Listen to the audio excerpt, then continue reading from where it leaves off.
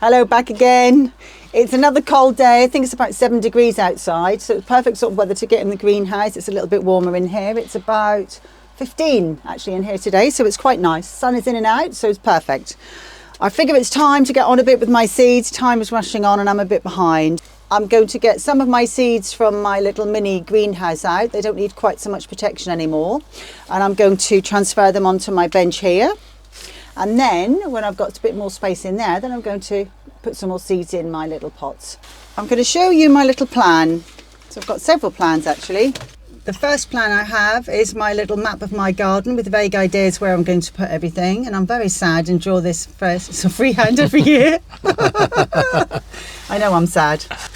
But the most important thing that I've made, yet again, with my sad hat on, is a little monthly veg patch plan of action. And basically it tells me what I should be doing when. So we are here at the moment in March. We are here, but because we went away for a week and it was so cold, I didn't get too many things in February. Right. So I'm now trying to get a few more of those in March. So you're slacking. It's still I am slacking a bit, but I follow a chap called Charles, and he does no-dig gardening, and he always says, you know, whatever you put in the spring, it will always catch up. So there's no sort of real hurry to get everything done in January or February. You can do it in March, April, and it will catch up. And I have to say, I've been doing that, and it's been fine. How can it be that when I do my videos in my cooking channel, it smells wonderful, and here it smells like a sewage? It's a bit manure.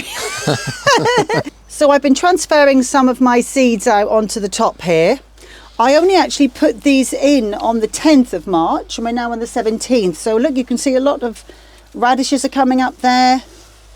Not many lettuces, few little red lettuces are coming up. So they're all coming on, slowly but surely. So I might pop them back in there for a bit, actually. They need a bit more protection until they come on. And then the idea will be with these, that I will have to prick them out and pop them up into slightly sort of individual little pots. These or something similar. As you can see, I'm a great one for keeping all sorts of rubbish. No, never rubbish. It's all plastic. You don't throw plastic in the garden, but I've got loads of these which I will then put compost in and individually pot these up into. Julie's a sort of person that keeps all of the Tupperware stuff coming from ice creams and yogurts, and there you go, look. At least they're outside handy. Now.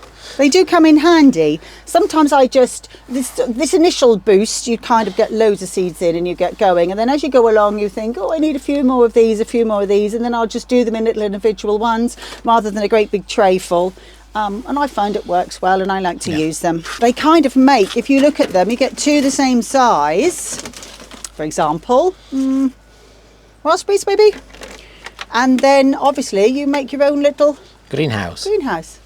So it works well. Genius, that's me. This is my fennel bulbs. As you can see, there's one tiny little shoot coming up. I wasn't too hopeful because they're actually quite old seeds now. I think I bought these a couple of years ago. What I'm going to do, last ditched attempt, I'm going to put them indoors. I've got a little heated propagator indoors, which just gives them some heat underneath, cover on top, and it might give them an oomph that they need. I only really need a few because they get quite big anyway, but I thought I might as well put the rest of the seeds in, and they've got a chance, haven't they? So I'll do that as well when we go in, Puncha. Something else I recycle is egg boxes. What I'm going to do now is pop some seed compost in, and I'm going to grow some nasturtiums. And the main reason I like to grow those is because you pop them around your garden, and that encourages all of the bugs to go after the nasturtiums and the caterpillars to eat the leaves rather than come and eat my plants. That is the theory. And they also look lovely, so it's worth a go for a little pack of seeds. Right, so I've got here some seed compost that I bought. I've got a little perlite, which will help aerate the soil so that the seeds don't become waterlogged. So you can see I've added some of that in there already. And I've got some vermiculite, which is a similar thing. This actually absorbs the moisture and therefore helps keep the soil moist so that they don't dry out. So I'm just going to add a little bit of that in there and give it a mix. And this is how sad I am. This is one of my favourite jobs. And as there isn't enough room to swing a cat in here, I'll just try and see if I can get you from outside. Okay, so I'm just... Oh, go on then. Go on then. Right, so I have my trusty egg container, and I will just gently sprinkle some in. Now the idea is that you give it a little tamper down like that, nothing major, but just a little push down. And then I will take my seeds and just cut the top off. Now I've actually got 50 seeds in here, so I'll have a go and I will just pop the seed in and push it down. One in each? One in each. They grow really quite big and effusive. You don't really need 2 in each at all. So what is that you're planting again? They're nasturtium flowers, look. Oh, These. flowers, yeah, you said. And they grow and spread. Some of them will grow up Barnu pergola, my dear, and then some of them will grow up the apple tree and various things. Exciting. So you just bob them in, pop them down a little bit, put the rest in there. And I'll save them, and in case these fail and don't grow, then at least I've got some to have another go with another time. I'm just sprinkling a little more on top, just to make sure they're bedded down nicely. And they need a little water. Now I think initially what I'm going to do is I'm actually going to cover them, because quite often seeds don't need light to germinate, they need warmth. So the main thing is to keep them warm. So I'm going to put the lid on and pop them over here with the rest of my seeds, and then we'll see what happens. Fingers crossed. Next I've got some marigolds to plant. These are lovely little yellow plants that really attract lots of wildlife into your garden, lots of bees and insects. And therefore it just sort of helps the biodiversity of your garden. Sorry, it's a bit of a buzzword, it's what we all do these days. So I have my trusty seeds, and they need to actually go indoors to be kept warm. Too cold out here at the moment. So I'm going to recycle some of my pots. I think this is a mushroom container. And as I said earlier, I've got 2 of these, which I think were from raspberries. So I'm going to put some soil in one, pop the seeds in, and take it indoors to make like a little greenhouse. Doesn't need to be too deep. A bit like that will be fine, maybe a little bit more. I'll tamper it down a little bit and sprinkle them on. The idea is that I'll pop these all over. Oh, look at the dear little seeds, look. I'll sprinkle these all over here, and then, as I said earlier, when you do it like this, you then end up having to pop them up and on later on. So we do that, and then I'll just sprinkle a little on top. So I need to keep them indoors at a warmer temperature, in the light, and then it should take 7 to 21 days for them to pop up. So these are my pea shoots that I showed you last week. They're coming on really nicely now. I was going to cut them off and just have them in a salad for, to eat alongside sort of lettuce and everything else. However, they look so well, I've decided to pop them in the garden and get them growing. And then that way we might get some earlier peas this year. These are actually from last year's peas, which I took off the plant, dried off, and then popped in here. And this is actually what these are. I must have another 10 bags like this, so we could be eating peas forever. However, I got overexcited and I bought more. I bought some mange too. These should get nice and tall and grow around the new pergola. So looking forward to getting those out. Wow. And then another mange too. Yeah, I like peas, what can I say? So we'll have lots of peas this year. The pergola is going to look really green. Well, some of them don't only grow about a metre tall, including these. So they won't go around the pergola, they'll go somewhere else. But I think I'm going to pop them out now, and that frees up this container for me. Can you see, look, the roots are coming out at the bottom. They're desperate to get out. So you might remember in the first episode, which you'll find up here, we'd number one, popped lots of compost down and then covered everything with cardboard. Well, some of it in cardboard, just to warm up the soil and keep it weed free. I've actually decided I'm going to start my peas along here. This is as good a place as any to pop some peas, especially early ones. So I'll move my cardboard and I'll get on with it. I'm going to pop it like that now so it keeps that all nice and warm that up for the next lot. So let's just get the worst of the leaves off. Oh, perfect. Look, can you see this is where the water hose, the soaking hose comes out as well. So they'll be nice and moist in the summer. So this is what you're aiming for. Lovely roots at the bottom. I've actually got, I think I put 3 or 4 seeds in each one. The idea being they don't actually all need to be too separated. So I'm going to just pop them in here on a zigzag pattern so I get more in, and we'll see how we go. There we go, pop them in. As I try and do a no-dig method of gardening, which means disturbing the soil as little as possible, but I do have to move the soil open slightly just to pop the plants in. I'll pop that there so I remember what I've got in. Oh, in you go.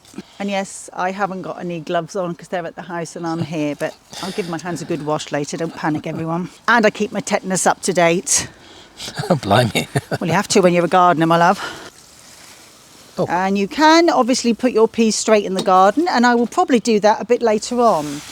The reason I get the plants all going as much as possible really in the greenhouse into small plants is it does protect them against, number one, we've got mice and rats around here, so if you have peas in the garden they just come and eat them. So by starting them off like this, they're a plant already. It deters the mice and the rats.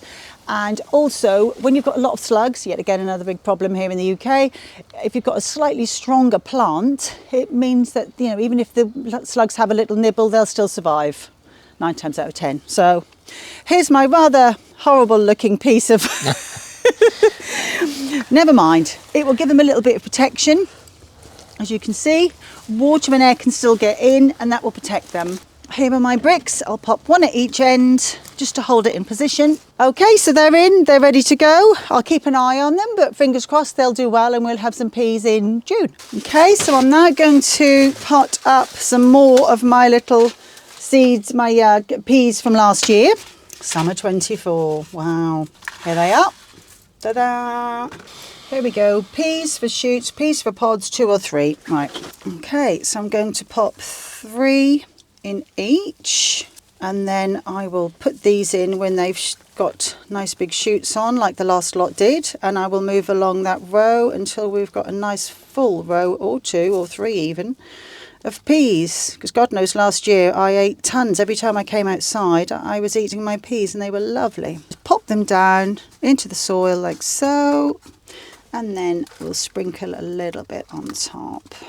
Peas on the 17th of the 3rd, and I'm going to put Maine so I remember where they came from. So I'll pop that in there, give them a water, and I'll pop them in my little mini greenhouse.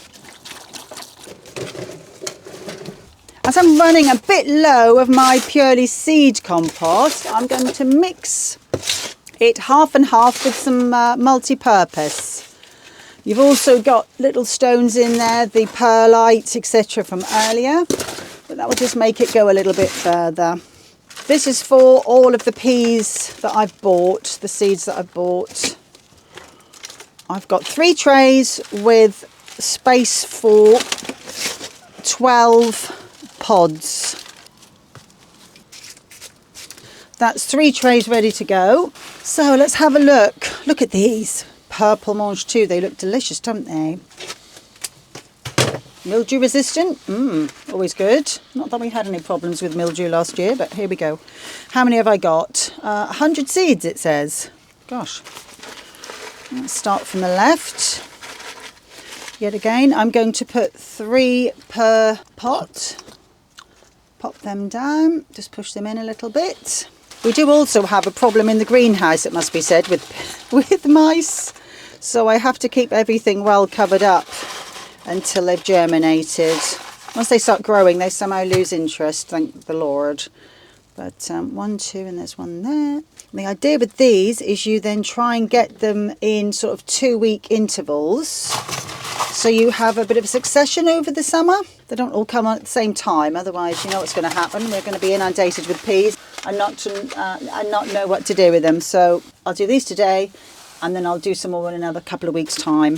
Staggering them. Yeah, staggering them, yeah. Did work quite well last year. So here we go. I make a little note on my back here what I've done with them. And I'll take them indoors and keep them safe indoors. Otherwise, yet again, rats and mice will be in here trying to eat them. I'm going to put a pea in a circle so I remember they're the purple ones. And I'll make a little note of the date. I'll pop them in. So, second lot of mange 2. Same again. The idea with putting them in 3s, they will grow together well as a small clump, but quite often you find that the odd ones will fail. So you might find there'll be some. Well, look like here, if you look at my beetroot. Just a second. Where? As you can see, like here with my beetroot, there's none at all in these 5. 1 in there and then 3 in the others. So you win some, you lose some with seeds. They might come up later on though, there's always hope. And a little green G in there, so I remember they're the green ones. These are the tall ones, I think. Yes, these could be 6 foot tall, so they're going to go around the pergola. Okay, yeah. Just normal peas. Yeah.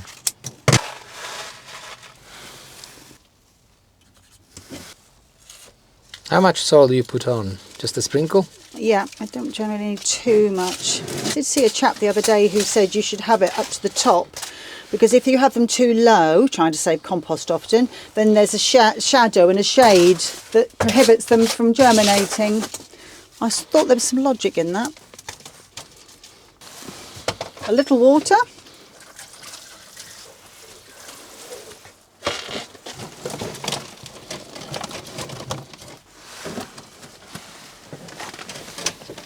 Two. I feel a bit like a sardine in here. And three. Perfect. Oh, I've got space for two more at the bottom. What else can I put in, is the question. You look like the Hulk from over here. Or do Why? Because I'm going up. Okay, so that's it for the greenhouse today. It's now getting a bit cold. Time for a cup of tea as always. I'll show you in a moment when I put these indoors on my windowsill what I do, and then that's it for today. Next time we come outside, we'll probably be able to be putting some of the broad beans in and some more peas maybe. I would imagine by then I can get some of those cauliflowers in, so I just need to have a bit of a think where they're going. But yeah, it's all go, go, go this time of the year. See you indoors. Okay, so we're back indoors again. Washed my hands, I was filthy. First things first, I'm going to pop my seeds away so I know where they are.